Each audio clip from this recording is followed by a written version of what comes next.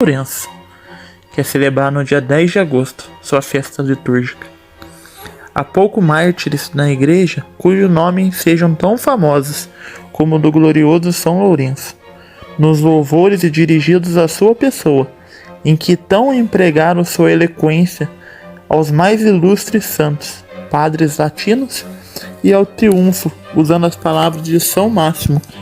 Todo o corpo da igreja se junta para venerar com alegria e devoção universal. Os santos padres não fazem menção de seu nascimento, tampouco de sua criação, porém os espanhóis o chamam de compatriota.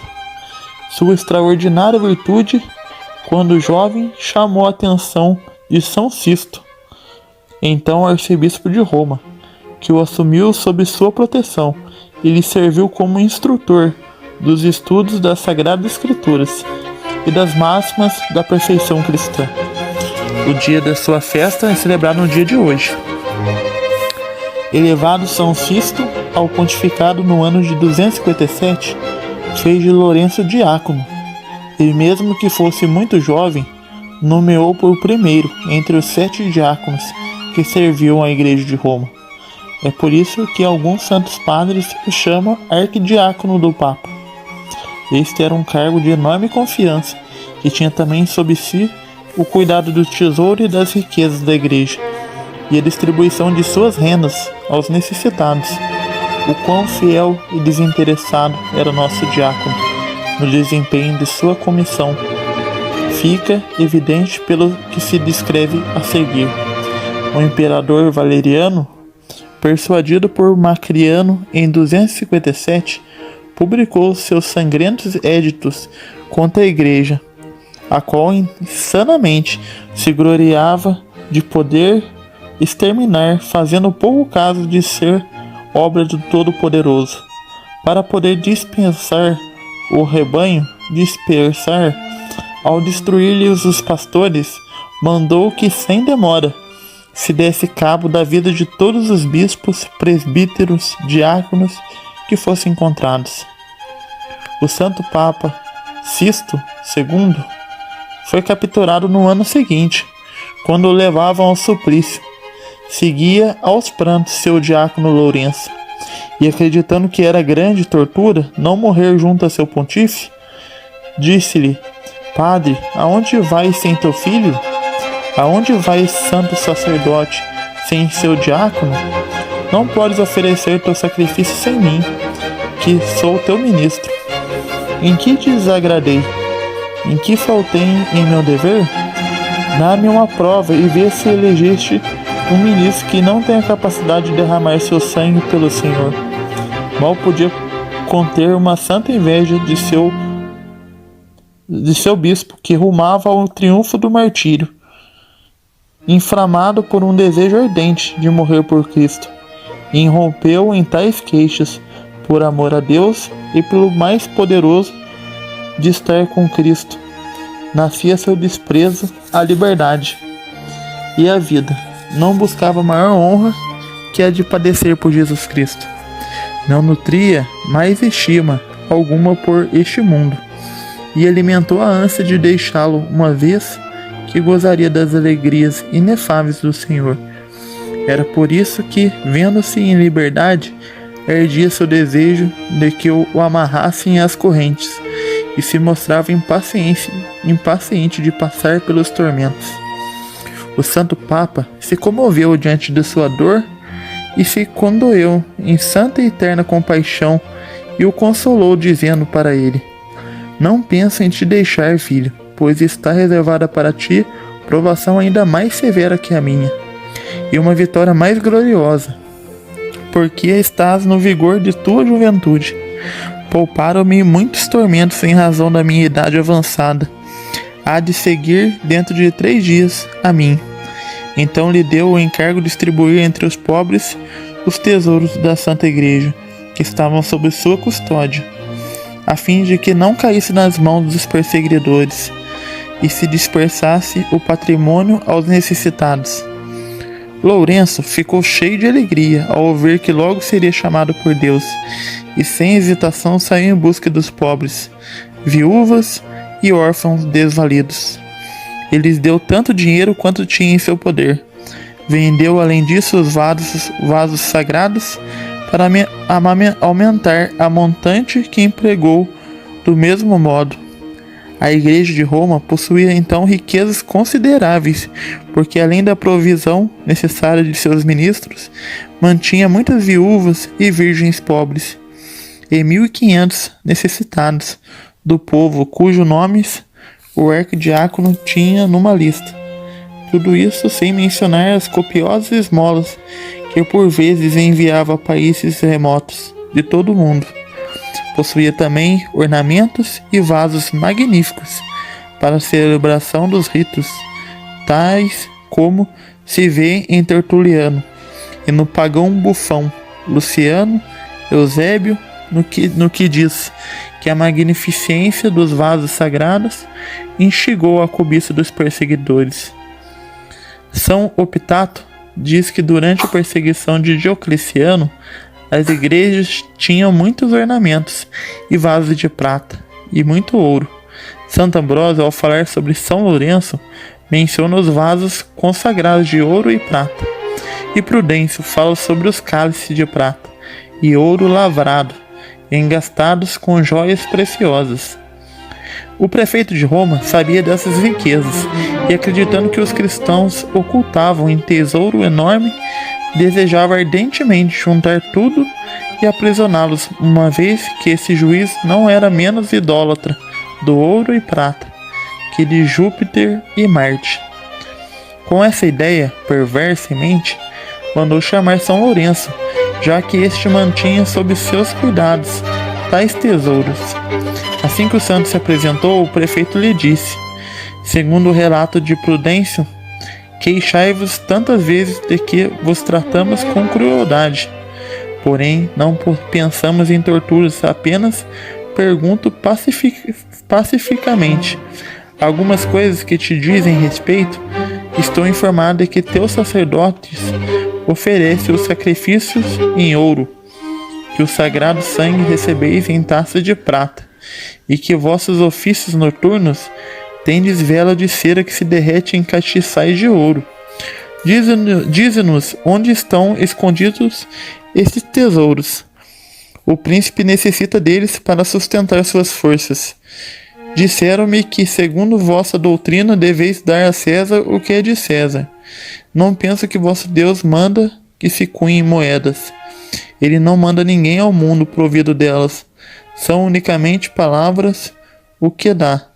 Dai-nos, pois, a moeda e sede vós, ricos em palavras.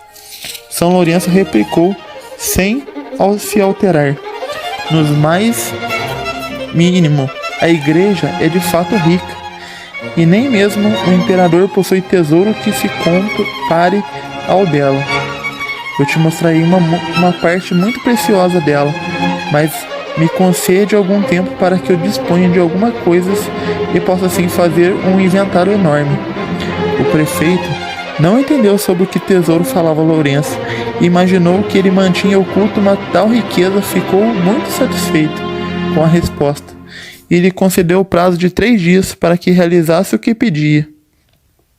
Nesse interim, Lourenço esteve por toda a cidade buscando pelas ruas e praças os pobres que a igreja sustentava e que ninguém além dele conhecia. No 3º dia, juntou um grande número deles em frente às portas das igrejas e os colocou em ordem: leprosos, órfãos, viúvas, virgens, moribundos, cegos, coxos e aleijados. Assim feito, convidou o prefeito para ver o tesouro da igreja e o conduziu ao local onde estavam. O prefeito, atônito ao ver um número tão grande de necessitados, formando um espetáculo tão lastimável, voltou-se ao santo diácono com um semblante cheio de furor e ameaças, e lhe perguntou: o que raio significa aquilo? Onde estavam os tesouros que lhe havia prometido mostrar? São Lourenço lhe respondeu: por que estáis desgostosos? O ouro que com tanta ânsia buscais é um metal vil e só serve para incitar os homens a cometer toda espécie de crime. A luz do céu é o verdadeiro ouro, e dela gozam estes bens preciosos, que te parecem tão infelizes. A debilidade e a fraqueza de seus corpos é o tema de sua paciência, e sua maior vantagem, os vícios e as paixões, são a verdadeira miséria, das quais estão sempre muito mais cheios os opulentos. Deste modo, é esses que são realmente depreciáveis e dignos de pesar e de pena. Vê nestes pobres os tesouros que te prometi ensinar, aos quais adicionarei pérolas e pedras preciosas. As viúvas e virgens consagradas, que são a coroa da igreja, que muito agrada a Cristo, não tem ela outra riqueza. Faz proveito delas em prol de Roma, do imperador e de ti mesmo. Assim, pois, o exortava São Lourenço com o próprio Daniel e Nabucodonosor a redimir seus pecados por intermédio da sincera penitência e das esmolas, e lhe mostrava onde está o verdadeiro tesouro da igreja.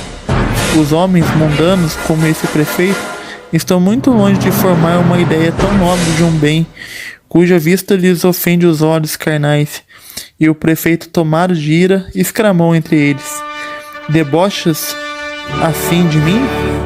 É assim que insultas os faces e as armas mais sagradas, insígnias do poder romano? Sei agora que desejas as mortes, pois isto aqui nada evidencia além da tua loucura e vaidade. Contudo, não há de morrer imediatamente, como imaginaste. Dilatareis tua tortura, para que, sendo ela mais lenta, mais amarga, seja a tua morte. Morrerás pouco a pouco. Mandou então que se instalasse uma grande grelha, e que botasse debaixo dela carvões em brasa, para que o Marte fosse queimado pouco a pouco. Desnudaram o Lourenço e o estenderam sobre ela, e o prenderam com correntes. Sobre este igníneo leito de ferro ardia um fogo lento, que aos poucos cozinhava sua carne, até que por fim suas próprias entranhas foram sendo consumidas. Aos novos cristãos batizados, seu rosto parecia rodeado de uma extraordinária luz brilhante, e sua carne incinerável exalava um suavíssimo e agradável aroma. Aos incrédulos não viam essa luz, tampouco percebiam esse odor. O Marte não sentia os tormentos do perseguidor de Santo Agostinho. Tão veemente era seu desejo de padecer por Cristo, que Santo Ambrósio observa que, enquanto seu corpo se queimava em chamas materiais, o fogo do amor divino que incendiava seu peito era muito mais forte e o deixava insensível perante aquela penúria, por maior que fosse como a lei de Deus que se fazia presente a seus olhos. Os tormentos lhe eram um consolo e muito refrigério. Era tamanha tranquilidade de espírito que gozava em meio aos tormentos, que, tendo sofrido por muitas horas, voltou-se para o juiz e lhe disse com uma expressão alegre e risonha: manda virar meu corpo, porque este lado já está bem assado. Logo o fizeram conforme as ordens que lhe dera o prefeito. Disse o santo aos carrascos: já está bem assada, podeis muito bem comer de minha carne. O prefeito o insultava, mas o Marte continuava na mais fervorosa oração. Implorava em meio a suspiros e lágrimas pela conversão de Roma. Ele pedia a Cristo que se dignasse permiti-lo, pois aquela cidade havia sujeitado o mundo todo, e então um dia sua fé haveria de triunfar e se espalharia desde a capital até todas as províncias, como membros que eram de seu império. Pedia a Deus que esta graça àquela cidade, pelo amor dos apóstolos de São Pedro e São Paulo, e começaram a semear lá a cruz de Cristo, e regaram com seu sangue aquele povo.